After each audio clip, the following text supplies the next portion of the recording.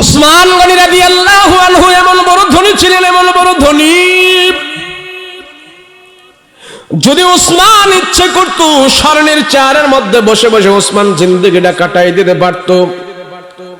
যদি ওসমান মনে করত স্বর্ণের চেয়ারের মধ্যে বসে বসে আরাম করতে পারত, স্বর্ণের চেয়ারের মধ্যে শুয়ে থাকতে পারত, ওসমান যদি মনে করত আমি সম্মানের সহিত দুনিয়াতে আরামে চলনো, তাও পারত। স্বর্ণের চেয়ারের মধ্যে বসে স্বর্ণের প্লেটের মধ্যে ওসমান খাবার খেতে পারত, কিন্তু স্বর্ণের চেয়ার গ্রহণ করে নাই, স্বর্ণের প্লেট গ্রহণ করে নাই।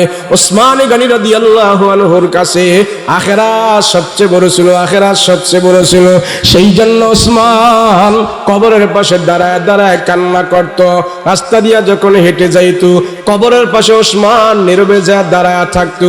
সাহাবীরা কিছুক্ষণ পরে ওসমানের চেহারার দিকে তাকায় দেখতো, ওসমানের চোখ থেকে পানিগুলো ঘর ঘর করে পড়া আরম্ভ করেছে, দাড়িগুলো ভিজে যাইতো, বুকটা ভিজে যাইতো, ফোফায় ফোফায় ওসমান করে কান্না করতো। সাহাবীরা জিজ্ঞেস করতো, গো ওসমান, দুনিয়াতে তো আপনার কোনো দুঃখ নাই আমরা জানি, দুনিয়াতে তো আপনার কোনো সম্পদের অভাব নাই আমরা জানি, দুনিয়াতে তো আপনাকে অভাব স্পর্শ করে না আমরা জানি, কিসের কারণে আপনি কান্না করেন, কারণটা কি? কবরের পাশে আসলে আপনার কান্না থামানো যায় না, কারণটাকে কারণটাকে গো ওসমান একটু আমাদেরকে বলেন, কেন কান্না করেন? ওসমান গনি রাদিয়াল্লাহু আনহু বলে, ও সাহাবীরা, আরে কবরের পাশে আসলে আমার দিল আর মানে না, এই কবরের পাশে এসে আমি কান্নায় ভেঙে পড়ি। হায়রে, তোমরা আমার দিলের ব্যথা জানো না, ব্যথা বুঝো না। হাসরের ময়দানেও মানুষ পাওয়া যাবে, ফুলসেরাতেও মানুষ পাওয়া যাবে, জান্নাতেও মানুষ পাওয়া যাবে, জাহান্নামেও মানুষ পাওয়া যাবে, কিন্তু কবরে মনে ঘর, এই ঘরের ভিতরে কোনো মানুষ থাকবে না, মানুষ থাকবে না। আমার ঘরের ভিতরে আমি ওসমান থাকবো, আমি ওসমান থাকবো। আমার সহায় সম্পত্তি ধন সম্পদ সেখানে কোনো চলে আসবে না। দেখো দেখো, এই কবরগুলোর ভিতরে কত নামি দামিরা শুয়ে আছে, কত গরিব মানুষেরা শুয়ে আছে, কত রাজা বাদশারা শুয়ে আছে। প্রত্যেকে যখন নাকি কবরের ভিতরে ঢুকে গেছে, সবাই এক কাতারের ভিতরে ঢুকে গেছে, তাদের সার্টিফিকেট সুনাম এখানে কোনো কাজে আসে নাই। সবাই একবারে এক কাতারে সমানভাবে কবরের ভিতরে ঘুমাইতেছে, কারো কবরে কেউ নাই, প্রত্যেকের কবরে প্রত্যেকে আছে। আমি ওসমান ভয় করি আমার কবরের মধ্যে তো আমি থাকবো, সেখানে কেউ থাকবে না। রাসূল বলেছেন, কবরটা কারো জন্য জাহান্নামের গর্ত হয়ে যাবে, কবরটা কারো জন্য জান্নাতের বাগান হয়ে যাবে। আমার ওসমানের ভয়, আমার কবরটা যদি জাহান্নামের গাড়া হয়ে যায়, আমার কবরটা যদি জাহান্নামের টুকরা হয়ে যায়, আমার ওসমানের হবে কি? আমার কবরে আমি একা একা ধুকে ধুকে পড়ে পড়ে সেখানে আযাব খানবো, তোমরা কেউ আমার কবরে যাবা না। সেই চিন্তায় আমার ওসমানের চোখ থেকে পানি বের হয়ে যায়। মুসলমান ভাইয়েরা, আমার প্রত্যেকটা জিনিস আমাকে মেসেজ দিয়া যায়, আমাকে দেখা দিয়া যায়। এ মানুষ, তুমি দুনিয়াতে স্থায়ী নয়, তুমি দুনিয়াতে অস্থায়ী, তুমি অস্থায়ী। তোমাকে মেসেজ দেওয়ার জন্য আমি আল্লাহ কত কিছু দেখাইলাম, কত কিছু দিলাম। দেখো, তোমার চুলগুলো কালো ছিল, তোমার চুলগুলো কত সুন্দর ছিল, তোমার মাথার চুলগুলো এক এক দু দু করে চুলগুলো সব সাদা হয়ে গেছে, এখন আর কালো হবার কোনো বুদ্ধি নাই। কিন্তু আমি কত কালো করে রাখতে চাই, কিন্তু চুলগুলো আমার কথা শোনে না, সাদা হয়ে যায়। বোঝা গেল চুল আমার কথা শোনে না, যে সে আমাকে চুল দিয়েছে তার কথা আমার চুলগুলো চলাফেরা করি। আমাদের দাড়িগুলো অনেক সুন্দর ছিল, অনেক কালো ছিল, কিন্তু দাড়িগুলো এখন সাদা হয়ে গেছে। কারণ কি?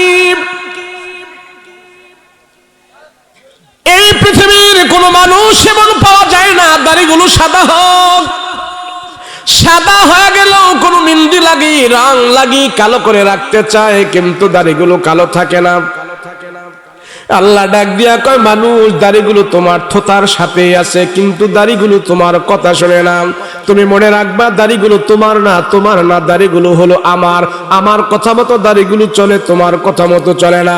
দুনিয়ার কোনো মানুষের কথা মতো যদি দাড়িগুলো চলতো, একজন সাদা দাড়িওয়ালা মানুষ পাওয়া যাইতো না, সবাই দাড়িগুলো কালো করে রাখতো।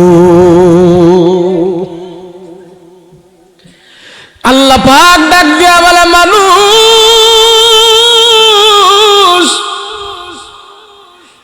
এই হায়াত নামক দৌলত আমি আল্লাহ তোমাকে দিয়েছি।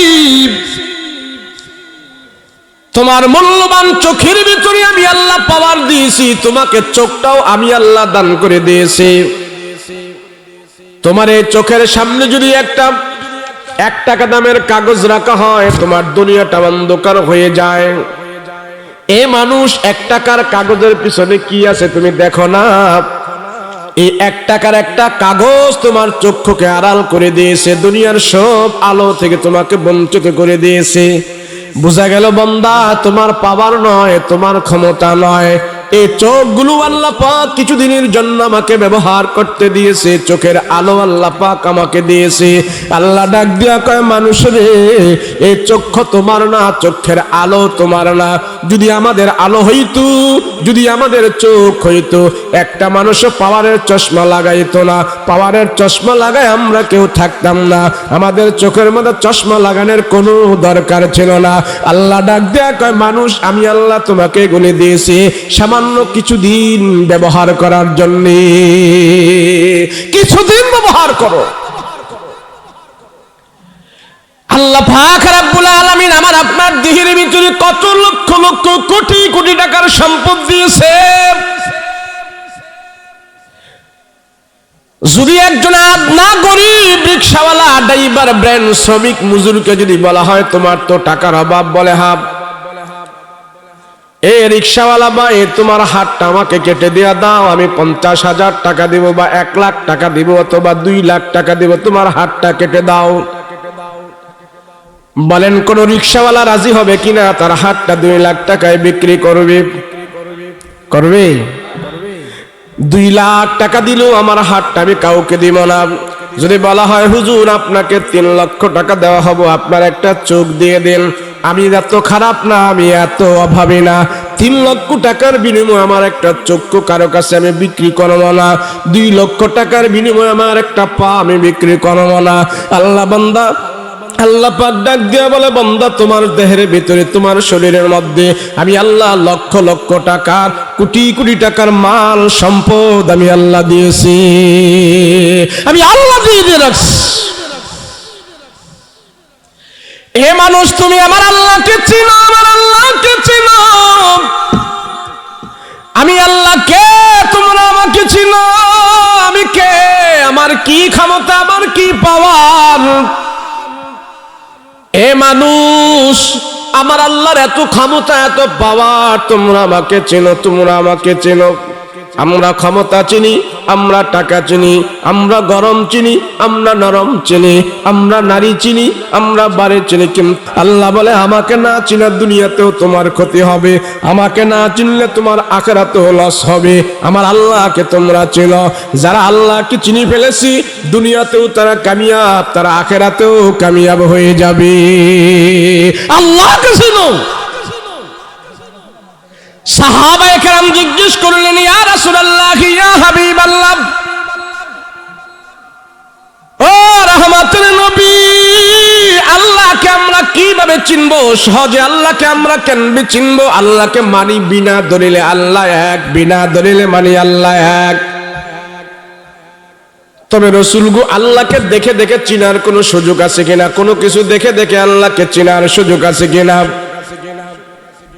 নবী বলেন, আল্লাহর সৃষ্টির দিকে যখন তুমি গবেষণা করে করে তাকায় থাকবা, দেখবা আল্লাহ পাক তোমার সামনে হাজির হয়ে যাবে। এক কবি সুন্দর করে আল্লাহর কুদরত নিয়ে কবিতা বলেছে, ওই কবিতার ভিতরে আল্লাহর কুদরত ধরে তুলছে। কয়, আচ্ছা মানুষ বল দেখি, রাত্র কেন কালো, চাঁদ সূরজ কোথা হতে পেল এত আলো? পশু পাখি কয় না কথা, মানুষ কেন কয়? বলো বলো বলো মানুষ এসব কেমন করে হয়? ফুলগুলি সব নানা রঙে কেমন করে হয়? পাতাগুলো সবুজ বটে ফুলের মতো নয়, ঠিক না? দুধ কেন হয় সাদা, মরিচ কেন ঝাল, আমগুলি পাকলে আবার কেমনে তা হয় লাল। আমরা মানুষ বাস করি ভাই এই দুনিয়ার রঙে, হাতের রেখা আর চেহারা মিলে না কারো সঙ্গে, আর মিলে না কথার ধরন আঙ্গুলের টিপ। আল্লাহ আছে একজন এবার প্রমাণ হলো ঠিক। কথা বলেন ঠিক কিনা? কথা বলেন ঠিক কিনা? হ্যাঁ, আরে আল্লাহ কত কিছু তোমাকে আমাকে দেহে শরীরে এত কিছু দিয়েছে, আর পরে তুমি আল্লাহকে চিনো না। সব চিনো, তুমি আল্লাহকে চিনো না কেন? কারণটা কি? যে মানুষটা আল্লাহকে চেনে না, নামাজ রোজা করে না, বলেন তো সমাজের ভিতরে সে কে বেশি ভালো কাজ করে কিনা? কথা কয় না, বেশি ভালো কাজ করে? নামাজ নাই, রোজা নাই, হারামে আছে, জুয়ায় আছে, মদে আছে, তাস খেলায় আছে। কথা কোন ঠিক কিনা? যে নামাজ পড়তেছে, আল্লাহকে শ্রদ্ধা করতেছে, রোজায় আছে, ইমানে আছে, আমলে আছে, তেলাওয়াতে আছে, ওর তো হারাম কাজ করার কোনো সুযোগ নাই, কোনো সুযোগও নাই। মুসলমান ভাইয়েরা আমার, আল্লাহ পাক রব্বুল আলামিন ডাক দিয়া বলে, মানুষ আমি আল্লাহ তোমাকে কি কি দিয়েছি তুমি গুণে শেষ করতে পারবে না। তোমাকে আমি আল্লাহ বহুত কিছু দিয়েছি, তোমাকে আমি আল্লাহ অনেক কিছু দিয়েছি, তুমি গুণে শেষ করতে পারবে না।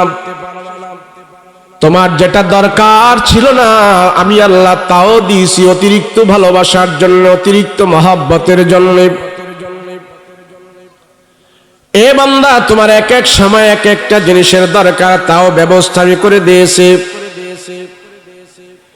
এ বান্দা, তোমার মায়ের পেটের ভিতরে তোমার কোন খাদ্যের প্রয়োজন, সেখানে কোন ডাক্তার ইঞ্জিনিয়ার সেখানে তোমার খাদ্যের ব্যবস্থা করে নাই, আমি আল্লাহ সেখানে তোমার খাদ্যের ব্যবস্থা করেছি। তোমার মায়ের ভিতরে তুমি কোন খাবার খেলে তোমার জন্য উপযুক্ত হবে, তোমার স্বাস্থ্যের জন্য ভালো হবে, সেই খাদ্যের ব্যবস্থা তোমার মায়ের পেটে আমি আল্লাহ তাআলা করে দিয়েছি। মায়ের পেট থেকে দুনিয়াতে আসার পর তোমার কোন খাদ্যটা ভালো হবে, সেই খাদ্যটাও আমি আল্লাহ পাক নির্ণয় করে দিয়েছি। মানুষের দুনিয়াতে আসার পর তুমি একদম দুর্বল, তুমি একদম দুর্বল, তুমি একদম দুর্বল থাকবে। কোন খাবার তুমি খেতে পারবে, তোমার জন্য উপযুক্ত কোন খাবারটা, সেই খাবারটাও আমি আল্লাহ তাআলা তোমার জন্য নির্ধারণ করে দিয়েছি। শুধু নির্ধারণ করে নাই, ওই খাবারের ভিতরে আমি আল্লাহ তাআলা এমন ভিটামিন প্রবেশ করে দিয়েছে, কোন জায়গা থেকে সেই ভিটামিন আমি সংগ্রহ করাই নাই।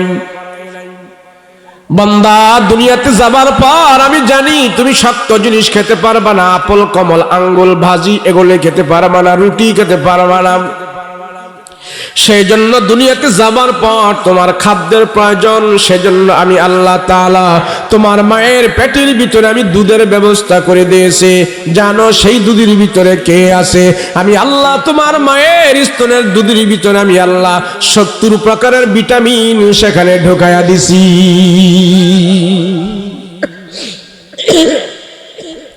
আমি আল্লাহ তোমার জন্য কত উপযোগী খাবার,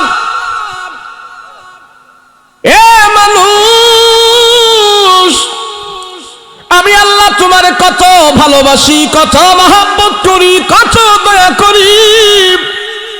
দুনিয়াতে যাবার পর কোন খাদ্য তোমার জন্য উপযুক্ত হবে, কোন খাদ্য তোমার জন্য ভালো হবে, কোন খাদ্য খেলে তোমার স্বাস্থ্য ভালো হবে, ওই খাদ্যটা পৃথিবীর কোনো মানুষ নির্ণয় করে নাই, কোনো ডাক্তার কবিরাজ নির্ণয় করে নাই।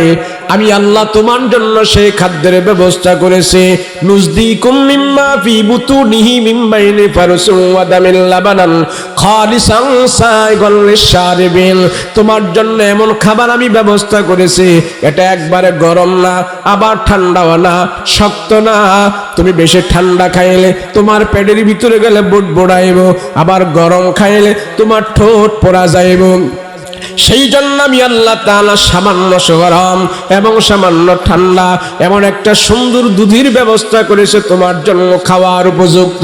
হে বান্দা, তোমার মায়ের স্তনের ভিতরে আমি আল্লাহ তাআলা দিয়েছি, তুমি একটু কান্না করলেই তোমার মা বুঝে তোমার খাদ্যের প্রয়োজন, সাথে সাথে তোমার মুখের কাছে আমি আল্লাহ তাআলার রহমতের দুধের ভান্ডার সেখানে চলে যায়।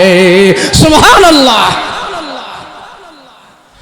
আল্লাহ ডাক দিয়া বলে, বান্দা তুমি আমারে চিনো আমি কে? আমি আল্লাহ তোমারে যত ভালোবাসি, যত মায়া করি, যত মহব্বত করি, দুনিয়ার কেউ তোমার এত মহব্বত করে না, তোমাকে করবেও না। এ বান্দা তুমি আমাকে চেনো, তুমি আমাকে চেনো, তুমি আমাকে চেনো। বান্দারে, তোমার কোন সময় কোনটা উপযুক্ত সেটা দেওয়ার জন্য আমি আল্লাহ দুনিয়াতে আসার আগে আমি নির্ণয় করে রেখে দিয়েছি।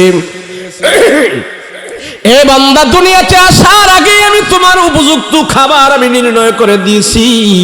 দুনিয়াতে আসার আগে তোমার উপযুক্ত বিছানা ব্যবস্থা আমি করে দিয়েছি। কোথায় ঘুমালে তোমার জন্য আরাম হবে সেই ব্যবস্থা আমি আল্লাহ করে দিয়েছি। এ বান্দা শোনো, দুনিয়াতে যাওয়ার পর কিছুদিনের জন্য তোমার শরীর রক্ত থাকবে, তোমার শরীর গরম থাকবে। অল্প একটা হায়াতের জিন্দেগি আমি তোমাকে দিয়েছি। এই অল্প হায়াতের জিন্দেগি পেয়ে তুমি আমাকে ভুলে যেও না। আমাকে ভুললে তোমার দুনিয়াতেও লস হবে, আখিরাতেও তোমার লস হয়ে যাবে। আমাকে ভুলিস না। আল্লাহ ডাক দিয়া বলে, বান্দা তোমার থেকে আমি টাকা চাই না, পয়সা চাই না, জমি চাই না, বাড়ি চাই না, গাড়ি চাই না, ক্ষমতা চাই না। আল্লাহ বলে, বান্দা তোমার কাছ থেকে আমি যে জিনিসটা চাই অতি সহজ, অতি সহজ। আল্লাহ ডাক দিয়ে বলে, তুমি যদি আমার কাছ থেকে নাজাত চাও, আমার কাছ থেকে যদি মুক্তি পেতে চাও, তোমার অন্তরের ভিতরে আমার ভয়টা ঢুকায়া দাও। তুমি যেদিকে যাইবে সেদিকেই গুনাহ থাকবে, হারাম থাকবে, যেদিকে যাইবে সেদিকেই অপরাধ থাকবে। ওই অপরাধের মধ্যে পরে যখন নাকি তুমি আমাকে স্মরণ কইরা ওই অপরাধটাকে তুমি যখন নাকি ক্যান্সেল করে বিরত থাকবে, গুনাহ করার সুযোগ আসছে তুমি গুনাহ থেকে বিরত রাখছো, জিনা করার সুযোগ আসছে তুমি জিনা থেকে বিরত থাকছো, সুদ খাওয়ার সুযোগ আসছে সুদ থেকে তুমি বিরত রইছো। তুমি মনে মনে চিন্তা করেছো আমি সুদ খাবো না, আমি জিনা করবো না, আমার আল্লাহ আমাকে দেখতেছে, আমার আল্লাহ আমাকে দেখতেছে। আমার মালিক কি খুশি করার জন্য, আমার আল্লাহকে খুশি করার জন্য আমি জিনা থেকে বিরত রইলাম, পাপ থেকে আমি বিরত রইলাম। আল্লাহ ডাক দিয়া বলে, তোমার অন্তরটা মোমের মতো আস্তে আস্তে করে নরম হয়ে যাবে। গুনাহ থেকে যত পরহেজ করে করে বেছে বেছে তুমি চলবে, তোমার অন্তরটা একদম নরম হয়ে যাবে। ওই নরম অন্তর দিয়ে আমার আল্লাহকে যখন ডাক দিবা, দুনিয়ার সব থেকে বেশি মজা তোমার অন্তরে তুমি পাইবা, সবচেয়ে বেশি মজা পাইবা। আল্লাহ বলে, বান্দা আমি ওই বান্দাকে সবচেয়ে বেশি ভালোবাসি, তারে আমি সবচেয়ে বেশি মহব্বত করি। যেই বান্দা দুই চোখের পানি ফেলে, দুইটা হাত আল্লাহর দরবারে উঠায়, 2 রাকাত নামাজ পড়ে, আল্লাহ কয়, বান্দা তোমার কাছ থেকে আমি যেই জিনিসগুলো সবচেয়ে বেশি ভালোবাসি সেটা হলো 2 চোখের পানি, 2 হাতের দোয়া, 2 রাকাত নামাজ। বুঝে থাকলে বলেন আল্লাহ পাক কয়টা জিনিস ভালোবাসে? জোরে বলেন কয়টা? 2 চোখের পানি, 2 হাতের দোয়া, 2 রাকাত নামাজ। এই 2 হাতের দোয়া এবং 2 চোখের পানি, 2 রাকাত নামাজ যার জীবনের সঙ্গে হয়ে যাবে, অভ্যাস হয়ে যাবে, নিয়ম হয়ে যাবে, এই মানুষটাকে কোনোদিন খারাপের দিকে নেওয়া যাবে না। ঘুষ সামনে আসলেও সে গ্রহণ করবে না। রাতের বেলা তাহাজ্জুদের নামাজ পড়ে পড়ে যখন নাকি সে দোয়া করে আল্লাহর দরবারে কান্না করবে, আল্লাহ ডাক দিয়া বলবে, ও বান্দা তুমি আমার কাছে কান্না করেছো, তোমার চোখের পানি ফেলে ফেলে যখন তুমি কান্না করেছো, তুমি জানো তোমাকে আমি আল্লাহ কত ভালোবেসেছি। তুমি আমার ভয়ে, জাহান্নামের ভয়ে যখন তোমার চোখ থেকে পানিগুলো গড়গড় করে পড়েছে, ওই পানি নাকের আগে আসার আগে আগে আমি আল্লাহ তোমার নাম জাহান্নাম থেকে কেটে দিয়েছি। আল্লাহ পাক রব্বুল আলামিন বলে, মুমিন রাতের বেলা সব মানুষ ঘুমায় রইল, বান্দা তোমার বিবি ঘুমানো আছে, তোমার মেয়ে ঘুমানো আছে, তোমার ছেলে ঘুমানো আছে, তোমার সারা প্রতিবেশী সবাই ঘুমিয়ে আছে। এমন মুহূর্তে তুমি যখন নাকি ওযু বানায়া সবাইকে ঘুমের ভিতরে রাইখা তুমি জাগ্রত হইয়া আমার দরবারে কান্না করেছো। 2 রাকাত নামাজ পড়ে যখন নাকি 2টা হাত আমার দরবারে উঠায়া দিয়েছো, তোমার চোখের পানি ছেড়ে দিয়েছো। তোমার চোখের পানি আসার পর জানো কেমন হয়েছে জানো? গাভীর ভিতর থেকে দুধ দহন করার পর এই দুধ আর গাভীর বানের ভিতরে ঢোকানো সম্ভব না। এ বান্দা শোনো, তুমি যখন নাকি আমার ভয়ে চোখের পানি ছেড়ে দিয়ে কান্না শুরু করে দিয়েছো, চোখের পানি পড়ার কারণে আমি আল্লাহ তাআলা তোমাকে জাহান্নামের ভিতরে ঢুকানো অসম্ভব হয়ে গেছে। আল্লাহু আকবার। বাপার আগে দিল জমানে নজরে বমাহেরুই, বাপার আগে দিল জমানে নজরে বমাহেরুই। আল্লাহর দরবারে সেজদা দিয়া যারা মজা পাইছে, আল্লাহর দরবারে তাহাজ্জুদ পড়ে যারা মজা পাইছে, আল্লাহর দরবারে কান্না করে যারা মজা পাইছে, দুনিয়ার অন্য কোনো স্বাদ তাদের অন্তরে ঢোকে না, অন্য কোনো জিনিসের দ্বারা তাদের অন্তরটাকে এমন ভাবে তারা আনন্দ করতে পারে না। সেই জন্য দুনিয়ার বুকে আল্লাহর দরবারে ওই মানুষগুলো সবচেয়ে বেশি প্রিয়। আল্লাহ ডাক দিয়া কয় ফালিয়াদহাকু কানিলাও ওয়ালিয়াবকু কাসীরা। তোমাদের ভিতরে কিছু কিছু মানুষ আছে, এরা দেখবা কম কম হাসে, কিন্তু রাতের গভীর যখন হয়ে যায় আমার আল্লাহর দরবারে তারা কান্নায় ভেঙে পড়ে। আমার সাহাবীদের রাসূল বলেন, আমার সাহাবীদের ভিতরে এমন কিছু কিছু সাহাবী ছিল রাতের বেলা তারা বকরির বাচ্চার মতো তারা ফেল করে কান্না করত। সম্পদের অভাব ছিল না, বাড়ি ঘরের অভাব ছিল না, সম্মানের অভাব ছিল না, কিন্তু রাতের বেলা যখন নাকি তাহাজ্জুদের নামাজে দাঁড়ায় কান্না করত, দুনিয়ার বুকে সে সবচেয়ে বেশি অসহায় তাকে মনে করত। এমন ভাবে সে কান্নায় ভেঙে পড়ত। ওসমান গনি রাদিয়াল্লাহু আনহু এমন বড় ধনী ছিলেন, এমন বড় ধনী, যদি ওসমান ইচ্ছে করত স্বর্ণের চেয়ারের মধ্যে বসে বসে ওসমান জিন্দেগিটা কাটাই দিতে পারত। যদি ওসমান মনে করত স্বর্ণের চেয়ারের মধ্যে বসে বসে আরাম করতে পারত, স্বর্ণের চেয়ারের মধ্যে শুয়ে থাকতে পারত, ওসমান যদি মনে করত আমি সম্মানের সহিত দুনিয়াতে আরামে চলানো, তাও পারত। স্বর্ণের চেয়ারের মধ্যে বসে স্বর্ণের প্লেটের মধ্যে ওসমান খাবার খেতে পারত, কিন্তু স্বর্ণের চেয়ার গ্রহণ করে নাই, স্বর্ণের প্লেট গ্রহণ করে নাই।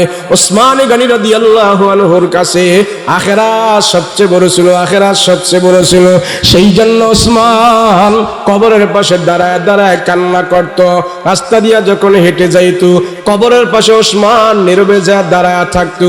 সাহাবীরা কিছুক্ষণ পরে ওসমানের চেহারার দিকে তাকায় দেখতো ওসমানের চোখ থেকে পানিগুলো ঘর ঘর করে পড়া আরম্ভ করেছে, দাড়িগুলো ভিজে যাইতো, বুকটা ভিজে যাইতো, ফোফায় ফোফায় ওসমান করে কান্না করতো। সাহাবীরা জিজ্ঞেস করতো, গো ওসমান, দুনিয়াতে তো আপনার কোনো দুঃখ নাই আমরা জানি, দুনিয়াতে তো আপনার কোনো সম্পদের অভাব নাই আমরা জানি, দুনিয়াতে তো আপনাকে অভাব স্পর্শ করে না আমরা জানি, কিসের কারণে আপনি কান্না করেন? কারণটা কি? কবরের পাশে আসলে আপনার কান্না থামানো যায় না, কারণটা কি গো ওসমান, একটু আমাদেরকে বলেন, কেন কান্না করেন? ওসমান গনি রাদিয়াল্লাহু আনহু বলে, ও সাহাবীরা, আরে কবরের পাশে আসলে আমার দিল আর মানে না, এই কবরের পাশে এসে আমি কান্নায় ভেঙে পড়ি।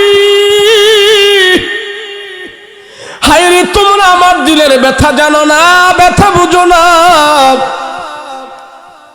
হাসরের ময়দানেও মানুষ পাওয়া যাবে,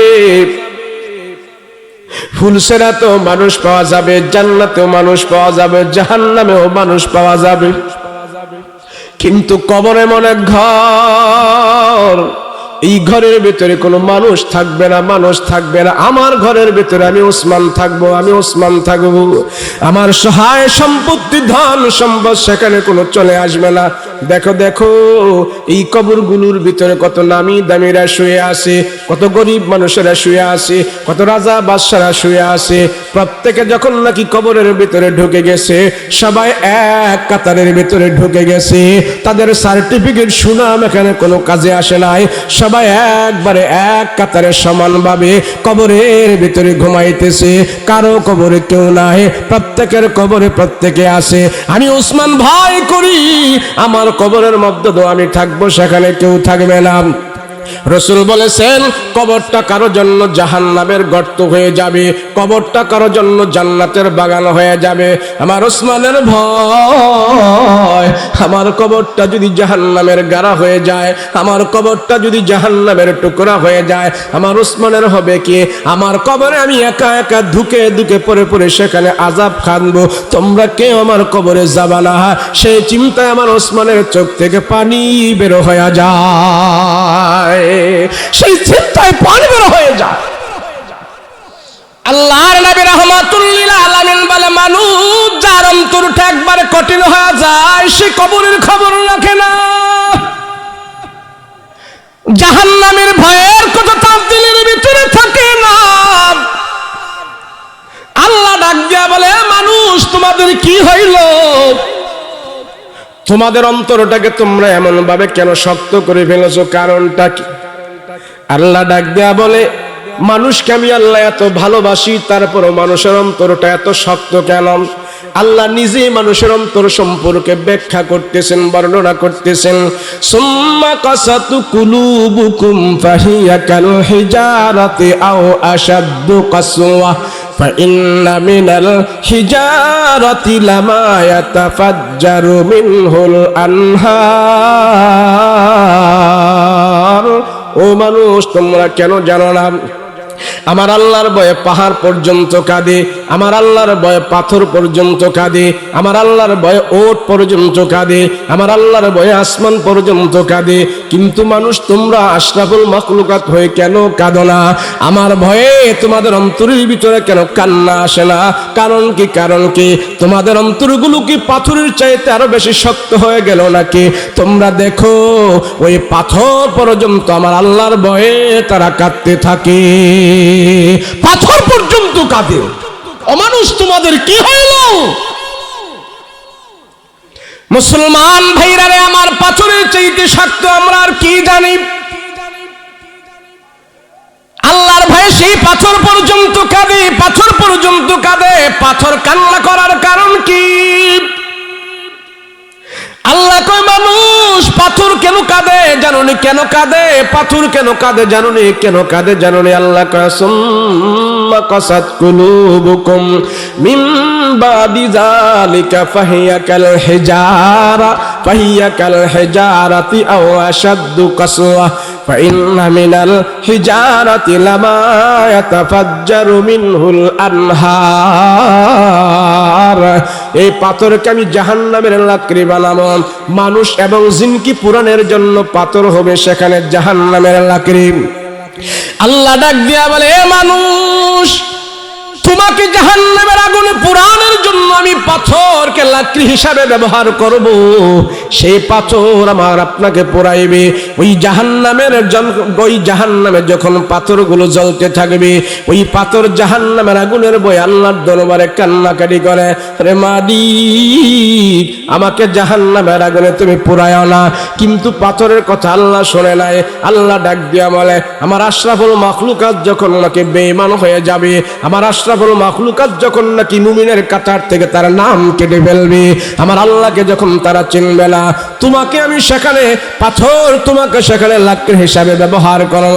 আল্লাহ পাক রব্বুল আলামিন জাহান্নামের আগুনটাকে এমন ভাবে প্রজ্বলিত করবে, সেখানে দুনিয়ার কেরোসিন দিয়ে আগুন জ্বালাবে না, পেট্রোল দিয়ে আগুন জ্বালাবে না, সেখানে লাকড়ি দিয়ে আগুন জ্বালাবে না। আল্লাহ কয়, সেখানে পাথর দিয়ে আমি আগুন জ্বালাবো। এই পাথরটা হবে তোমাকে পোড়ানোর জন্য লাকড়ি। পাথর যখন পাথরের উপরে আদেশ দেওয়া হইল তোমাকে জাহান্নামের লাকড়ি বানানো হবে, সেদিন থেকে পাথর কান্না করে কান্না করে কিয়ামত পর্যন্ত পাথরগুলো কাঁদতে থাকবে। এই দুনিয়াতে 3 প্রকারের পাথর আছে। কয় প্রকারের পাথর? জোরে বলেন, কয় প্রকারের পাথর? এক প্রকারের পাথর হইল পাথরটা ফাইটা একদম পাথরের ভেতর থেকে সরাসরি পানি বের হয়। মুসা আলাইহিস সালাতু ওয়াস সালাম কে আল্লাহ ডাক দিয়া কয়, এ নবী মুসা গো, পাথরের মধ্যে তোমার হাতের লাঠি দ্বারা আঘাত করো। পয়গম্বর মুসা যখন নাকি পাথরের মধ্যে আঘাত করেছে, সাথে সাথে পাথরের ভেতর থেকে 12টা নহর জারি হয়ে গেছে, 12টা পানির ফোয়ারা বের হয়ে গেছে।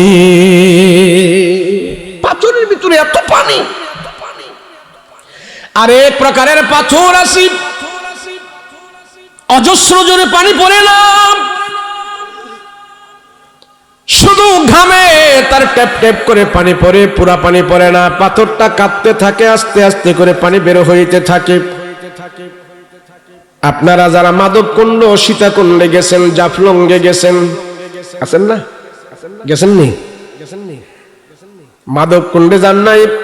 সিলেটের হবিগঞ্জ মাধবকুণ্ড একটা ঝর্ণা আছে, ঝর্ণা পাথরের ভেতর থেকে পানি বের হইতেছে। আমি নিজে দেখে আসছি, শুধু পানি বের হইতেছে, পাহাড়ের ভেতর থেকে পানি পড়তেছে, পানি পড়তেছে, পানি পড়তেছে। আমাদের এক হুজুর ওখানকার এক লোককে জিজ্ঞেস করলো, ভাই এই পানি কখন পড়তেছে, কখন থেকে পড়তেছে, কতদিন ধরে পড়তেছে?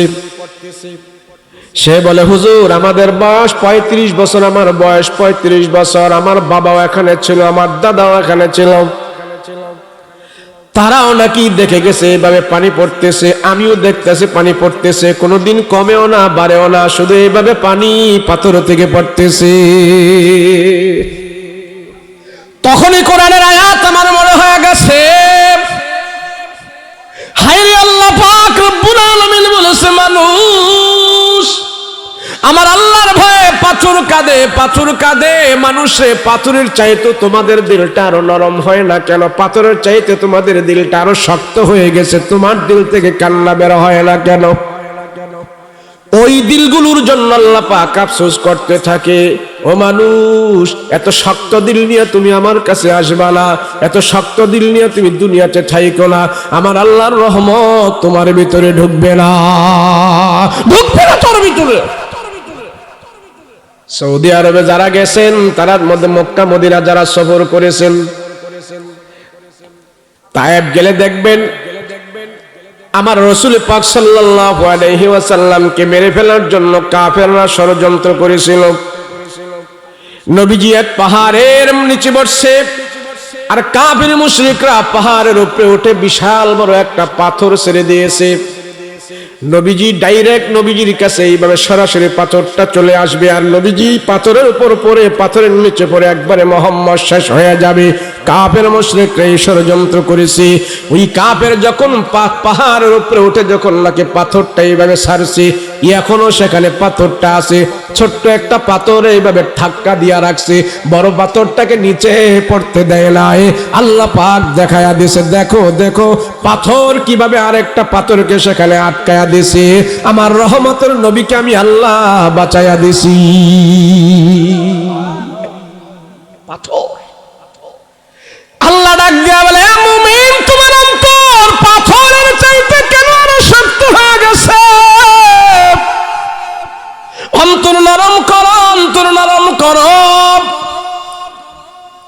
তোমার অন্তরের ভিতরে যখন নাকি শক্ত হয়, তোমার কাছে ঘুষের টাকা ভালো লাগে, সুদের টাকা ভালো লাগে, হারামের টাকা ভালো লাগে। যাদের অন্তরেরটা পাথরের চাইতে আরো বেশি শক্ত, এদের কাছে হারাম ভালো লাগে, হারাম খুব আরাম লাগে, নামাজ ভালো লাগে না, সাজদা ভালো লাগে না, রোজা ভালো লাগে না। ওই কঠিন দিলওয়ালা মানুষদেরকে আল্লাহ ডাক দেয়া কয়, রে মুমিন আমার দরবারে যখন তুমি আসবা, তোমার অন্তরটাকে নরম করো, নরম করো, নরম করো। তোমার অন্তরের ভিতরে গুনাহযুক্ত করো না, তোমার অন্তরের ভিতরে শিরক মিশ্রণ করো না। মানুষ 40,000 মানুষ একদিকে যাক, তুমি যদি জানো এটা কোরআন বিরোধী, তুমি যদি জানো এটা সাহাবী বিরোধী, তুমি যদি জানো এটা রাসূল বিরোধী, হাজার হাজার মানুষ সেখানে যাবে, তুমি কিন্তু সেখানে যাবে না, তুমি কিন্তু সেখানে যাবে না। তুমি আমার পয়গম্বরের আদর্শের উপরে টিকে থাকবা। সব জায়গায় সে দলে দলে যায়, ওখানে জাহান্নামের দিকে যায়। তুই যাস না, তোর দিল নরম কর, তোর দিলকে বুঝা আমি আল্লাহর জন্য আসি, সমস্ত মানুষের দিকে আসি না। কথা বলেন ঠিক কিনা? আমাদের তো বাঙালির একটা অভ্যাস হলো, হ্যাঁ গেছে আমি গেলে সমস্যা কি? কথা এখন ঠিক না? যদি এটা খারাপ হইতো এত মানুষ কি হেন যাইতো? হুজুর এতে কই বইল, কথা কোন ঠিক না? হুজুরা কতই কয়, এত কিছু মাইনা কি ভাড়া যায়নি? তো ছুটছে, যাচাই নাই বাছাই নাই, বেড়ার ফালের মতো সব ছুটছে। জায়গা খরমপুর, ওই বেড়া ভাই গেলে চলতো, বেটটানো জায়গা। এদের দিল পাথরের চাইতে আরো শক্ত হয়ে গেছে। শিরকের দিকে যারা দৌড়ায়, গুনার দিকে যারা দৌড়ায়, হারামের দিকে যারা দৌড়ায়, এদের দিল পাথরের চাইতে আরো শক্ত হয়ে গেছে। আল্লাহ বলে পাথরের মতো শক্ত দিলগুলোতে আমার রহম আসে না, এগুলি নাপাক হয়ে মারা যায়, মুরতাদ হয়ে মারা যায়, শিরক নিয়ে মারা যায়, জাহান্নামী হয়ে কবরে যায়। আমরা তো মনে করি হুজুর তো, আরে না, আমার দিলটা আল্লাহর কাছে অনেক দামি। আল্লাহ কোরআনে বলেন ওয়াহুসিলা মা ফিস সুদূর, হাসরের ময়দানে আমার দিলটারে টুকরা টুকরা করে সবার সামনে ভাঙবে, আমার মুখ বন্ধ, হাত বন্ধ, ওই দিলের ভিতর থেকে আওয়াজ আসবে, খোদা ওই ভাগরি ফুগরি লাগাইয়া টুপি টাপি লাগায় ওয়াজ করছে ঠিক, কিন্তু হ্যাঁ দিলটা ভালো ছিল না। সেদিন দিল আল্লাহর সাথে কথা বলবে। যত নবী রাসূল দুনিয়াতে আসছে, সমস্ত নবী রাসূলদের উপরে আল্লাহ পাক একটা হুকুম আগে দিয়েছে, ও নবীরা, ও ঈসা নবী, ও মুসা নবী, ও নূহ নবী, সব নবীদের উপরে আল্লাহ পাক বলছে তোমাদের উম্মতের দিলের পিছনে আগে মেহনত করো। দিল ঠিক, দিল ঠিক, সব ঠিক। দিল ঠিক করার জন্য police, BDR, RAB, Sita, cobra, army, জেলখানা, লাডি, ভিডা, টিয়ার সেল যা করেন এগুলা দিয়ে দিল ঠিক হয় না। দিল ঠিক হয় আল্লাহর ভয় দিয়া, আর আল্লাহর ভয় শিখতে হবে নবী রাসূল দিয়া। কথা বলেন ঠিক কিনা? আপনাদের এটা কোন থানা? এই ভৈরব থানা হয়েছে কয় বছর হয়েছে? 40 বছর, 60 বছর, আরো বেশি। আচ্ছা ধরেন 60। আচ্ছা 60 বছরের ভিতরে, 60 বছরের ভিতরে কমপক্ষে 2 বছর করে হইলো 30 জন ওসি আইছে এই ভৈরব থানা, আইছে না? কয়জন আইছে? 30 জন ওসি আইছে। এই 30 জন ওসিরে সরকারে বেতন দিছে, রেশন দিছে, গাড়ি দিছে, বাড়ি দিছে, গাড়ি দা ঘুরনের লাগে তেলও দিছে, পেট্রোলও দিছে, কত কিছু দিছে, দিছে না? এই 30 জন ওসির পিছনে সরকার কত টাকা মেহনত করার কারণ হইল এই ভৈরব থানায় যেন বড় ধরনের কোন সন্ত্রাসী কর্মকাণ্ড না হয়, চোর ডাকাত যেন ভালো হয়, বদমাশ যেন ভালো হয়, এগুলোর জন্যই তো। একজন ওসি কি বুকে হাত দিয়ে বলতে পারবো ভৈরব থানার বড় সন্ত্রাসীটাকে আমি জেলের ভিতরে ঢুকাইয়া রিমান্ডের মাঠ দিয়া আল্লাহর ওলি বানাইয়া বাড়ি ফাটাইছি? পারবে কইছো? একটা ওসি কইতে তাহলে সরকারের টাকাটি দিছে ফাও, তাই না? কিন্তু আমার কাছে বহু প্রমাণ আছে, বড় বড় সন্ত্রাস, ডাকাত, চোর, বাটপার, হক্কানি আলেম, হক্কানি পীর সাহেবের হাতে হাত রাইখা কান ধরে তওবা করছে। হ্যাঁ এখন ডাকাতি করবে দূরের কথা, মানুষ মারবে দূরের কথা, এখন একটা পিঁপড়াও মারতে পারে না।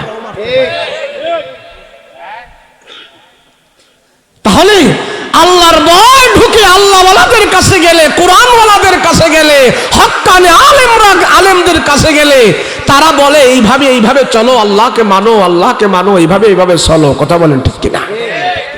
তাহলে আল্লাহর ভয় যদি দিলের ভিতরে আনতে হয়, দিল যদি ভালো করতে হয়, তাহলে আল্লাহর ভয় কিভাবে ঢুকাইতে হবে নবী রাসূল সাহাবায়ে কেরাম সব পদ্ধতি আমাদেরকে শিখাই দিয়েছেন। কথা বলেন ঠিক কিনা? দিল ভালো করবেন তো ইনশাআল্লাহ? বলেন ভালো করবেন তো ইনশাআল্লাহ? শুনুন, দিল ভালো করার সহজ আমল হইল আল্লাহর আদেশ মানো, আল্লাহর নিষেধ মানো, কিচ্ছা কাহিনী শেষ।